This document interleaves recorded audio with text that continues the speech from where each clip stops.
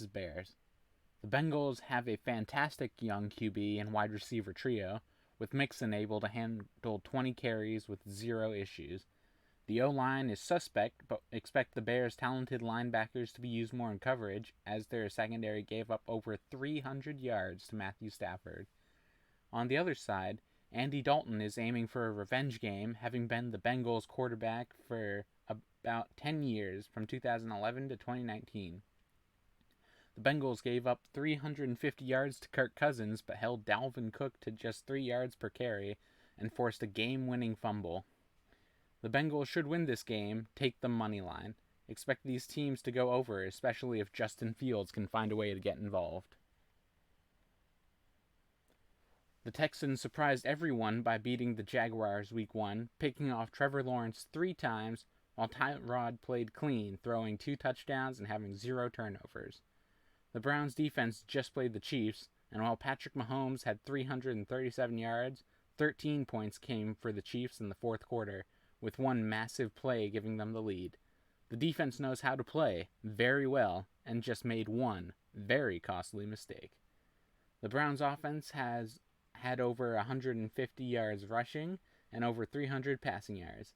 Nick Chubb and Kareem Hunt had over 5 yards per carry and scored a combined 3 times. Baker Mayfield was able to find 8 different players, and while he did throw an interception, it was at the end of the game during a last attempted drive where the Browns didn't have the time to stick to their usual game plan. The Browns are this week's heaviest favorites at 13.5 points. I still think you should take the odds and the over of 48 points. The Rams versus the Colts. Matthew Stafford shocked everyone when he came out firing with over 300 yards, and the Bears were no match. The Colts just lost to the Seahawks, who had Russell Wilson throw 4 touchdowns. Stafford is going to feast against the Colts defense that has clear coverage issues. On the other hand, Carson Wentz threw for just over 250 yards, and his leading 2 receivers were his running backs Taylor and Hines. This team is still learning each other, and while the talent is somewhat there, they're playing against one of the best defenses in football this week, with Aaron Donald looking to sour their day. The Rams win by more than 3.5, and they will score over 48 points. The Bills versus the Dolphins. A disappointing debut for the Bills last week, as they look out of step with how their season ended. Yes, they did play a Steelers defense that is known for its toughness, but Josh Allen was also missing throws he usually makes, and the only player with a touchdown ended up being Gabriel Davis. The running game was decent, as Singletary took 11 carries for 72 yards, but running back struggles continued, Matt Breida getting 4 carries, a total of 4 yards. On the other side, the Dolphins had Tua throw for just over 200 yards against the Patriots, but their run game struggles also showed, with Gaskin taking 9 carries for just under 50 yards. The Dolphins would also not score in the fourth quarter, only winning via a Damian Harris fumble after a strong drive by the rookie Mac Jones. The Bills are favored to win, but only by 3.5 points. Expect the Bills to win by more, and the over of 47.5 to hit. The Patriots versus the Jets. The other AFC East matchup shows Bill Belichick and his love of playing against a rookie QB. He is 21-6 against rookies since taking over in 2000. Zach Wilson had issues week 1, throwing a pick, and while the Jets scored twice, they were unable to convert the onside kick to try for a win. They also lost left tackle Mekhi Becton, a huge blow to the offensive line. The Jets' defense did well to hold CMC to under 100 yards, but he also had 89 through the air for a combined 187 on the day. While the Patriots don't have a singularly talented playmaker like CMC, they do have a talented and deep running back room, and their tight ends are 2 of the best in the game. Mac Jones will have 0 issues. Expect the Patriots to win this game by more than a touchdown and the over of 43 points. The 49ers versus the Eagles. Jimmy G shocked everyone by throwing over 300 yards in week 1, and Trey Lance even snuck in to steal a touchdown pass. On the ground, Raheem Mostert sadly went down with a season-ending injury, but Eli Mitchell stepped up running for over 100 yards and a touchdown, with Jermichael Hasty sneaking in to steal a touchdown run. Deebo Samuel was almost the wide receiver of the day, with 9 catches for 189 yards, somehow being second. Tyreek had 197. George Kittle also took 4 catches for almost 80 yards, and Trent Sherfield took 2 of his catches, 1 for a touchdown. The Eagles' defense, however, just held the Falcons to 6 points, 2 field goals, and didn't let them score in the second half. They're talented, being able to take away both Calvin Ridley and Kyle Pitts. The Eagles' offense was explosive, with Jalen Hurts throwing for over 250 yards and 3 touchdowns. Miles Sanders had 74 yards on 15 carries and also took 4 passes for 39 yards. Devontae Smith looked great in his rookie debut, with 6 catches going for 71 yards and a touchdown. The 49ers defense also let the Lions score 33 points, but most importantly, 16 of those points came in the fourth quarter. Expect the Eagles to win and the over of 49 to be blasted away, especially if the 49ers can't stop the Eagles in the fourth quarter. The Raiders versus the Steelers. The Raiders won a shocking overtime game with the ballsy play of "we're going to win the whole damn thing" and scoring a touchdown. They played the Ravens, who had over 200 yards passing and almost 200 yards rushing.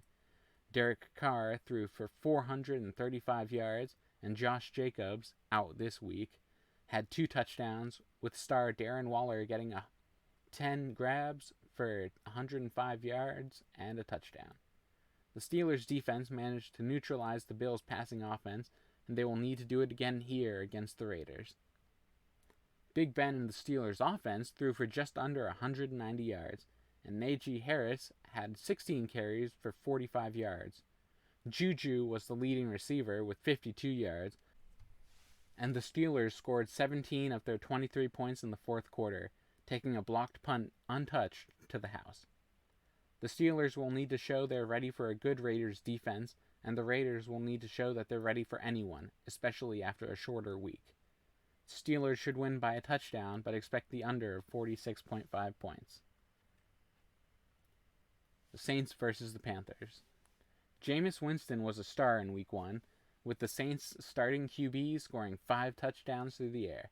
This is a new-look, deep ball offense that took advantage of the situation they were in, with Alvin Kamara carrying the ball 20 times for 83 yards and 3 grabs for 8 yards and a touchdown, and Deontay Harris taking 2 grabs for 72 yards and a touchdown of his own. The Panthers successfully stopped rookie QB Zach Wilson, but he's a much different story than the man who looks to get to 5-5 against the Panthers in his career. Sam Darnold is no Aaron Rodgers, and unfortunately, Aaron Rodgers only threw for 133 yards and 2 picks, and the Packers' leading rusher had 19 yards. The Saints won Week 1 38-3. CMC is a talented running back, and he projects for more than 5 carries in this game, which is the most that the Packers running backs got. But if it gets out of hand quickly, the Panthers might be stuck relying on Darnold's arm to get them back into the game. Expect the Saints to win by more than 3, and the over of 44.5 to be hit.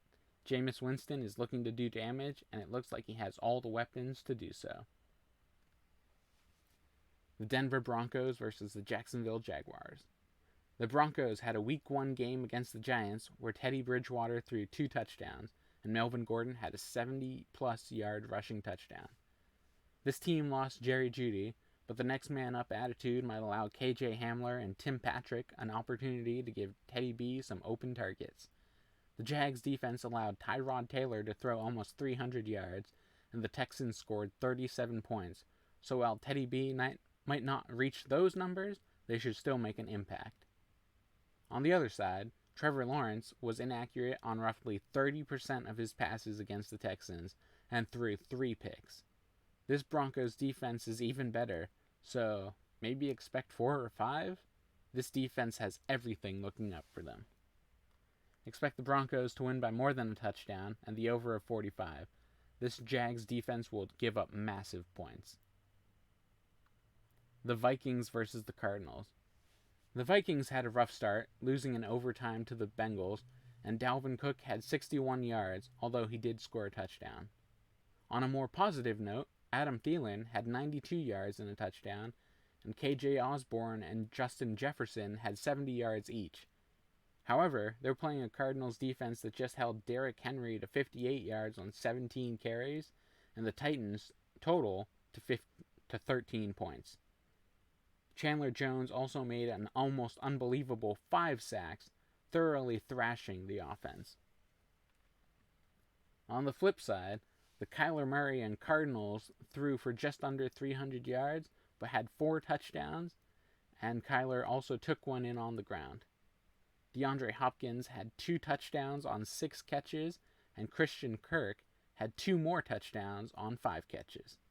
This is a team that will put the ball in the air early and often, although this game was so out of hand that they ended up actually having 33 carries to kill the clock. Expect the Cardinals to win by more than 3.5 and the over of 51 to still be hit. This offense will score a lot of points. The Falcons versus the Buccaneers. The Falcons scored 6 points, 2 field goals in Week 1. They had 260 total yards of offense. The Buccaneers scored 31 points, 4 touchdowns, and a field goal, and that's with Brady throwing 2 interceptions. They had 431 yards of offense. Come on, is this even a question? The Bucs are favored by 13 points, and they'll easily beat that. The over of 52 might be beaten by the Bucs alone, and it might need to be, with the Falcons scoring. The Chargers versus the Cowboys. The Chargers threw the ball for 337 yards and had 90 rushing yards against one of the toughest defensive lines in football. And the Cowboys defense, while it did pick off the reigning Super Bowl MVP twice, has lost one of their defensive ends, DeMarcus Lawrence, to a practice injury. Keenan Allen and Mike Williams are big targets for the young QB, and Austin Eckler, who took 15 carries for 57 yards and a touchdown against one of the roughest D-lines in football, will have another great day. Dak Prescott threw for over 400 yards, with Amari Cooper and CeeDee Lamb having 100 each. Zeke had just over 30 yards rushing, but in a game where they were behind and the Bucs secondary was injured, he wasn't the game plan, taking the ball just 11 times. Both teams should rely more on the run than they did, but these fast-paced, high-flying offenses should still produce huge points. I expect the Chargers to win by a field goal. Their defense is slightly better than the Cowboys, especially after the injury to the Cowboys, and both teams will blow away the over of 55. The Seahawks versus the Titans. The Seahawks offense threw for 254 yards and 4 touchdowns versus a good Colts defense that's suspect in the secondary. The Titans defense just came from a game of allowing 289 yards and 4 touchdowns to a QB. Expect the same result here. The Titans offense just threw for 212 yards, a touchdown and a pick, and had 86 rushing yards. The Seahawks defense just came from allowing 251 yards and 2 touchdowns while forcing a fumble, and allowing 113 rushing yards. Derrick Henry will improve on his previous game. He has to for the Titans to have any chance of staying in the game. Seahawks win by more than a touchdown and the under of 54. Titans don't score enough to make it a 50-point game. The Chiefs versus the Ravens. Patrick Mahomes versus Lamar Jackson, the newest rivalry in the league. Mahomes threw for 337 yards and 3 touchdowns against a Browns team that was doing everything it could to keep him off the field. 7-minute drives, running the ball, the works. The Ravens' defense, while maybe better preseason than the Browns' defense, have suffered injuries that might put them in the same tier, if not a tier below. The Ravens' defense will need to go all out to get Mahomes, and even then that might not be possible with the 2 major targets of Travis Kelce and Tyreek Hill. The Ravens, on the other hand, are a run-first, run-hard, run-often team that lost its top 3 running backs. Tyson Williams looked good, averaging 7 yards a carry, and Latavius Murray will get better with more than 2 days to learn the offense. Devontae Freeman also joined the team officially, and Le'Veon Bell is still on the practice squad. The Chiefs will need to improve their run defense, which allowed 116 yards to the Browns' talented RB duo to stop the Ravens' Hydra-like ground attack. Chiefs win by more than 4, they're too much to handle, and the over of 54 hits. The Detroit Lions versus the Green Bay Packers.